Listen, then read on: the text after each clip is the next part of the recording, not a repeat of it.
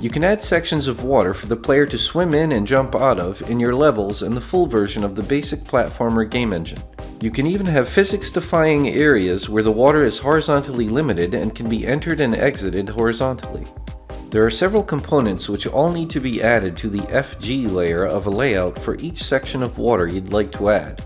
It's also important to know that for best visuals, game levels that include water should use 2 of the environment tile maps instead of one behind the water objects in the layer called FG No Collide Tiles, and the other above the water objects in the FG layer. I'll explain why in a moment.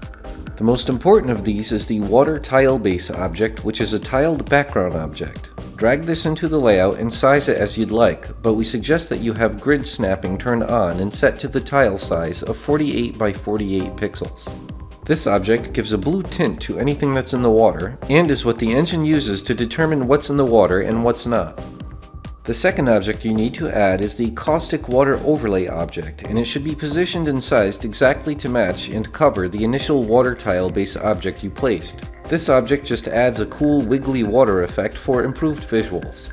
The next step is to drag out as many water top sprites as is needed for both the top and the sides of the water mass. Just change the angle of water top sprites to 90 or 270 degrees for the sides.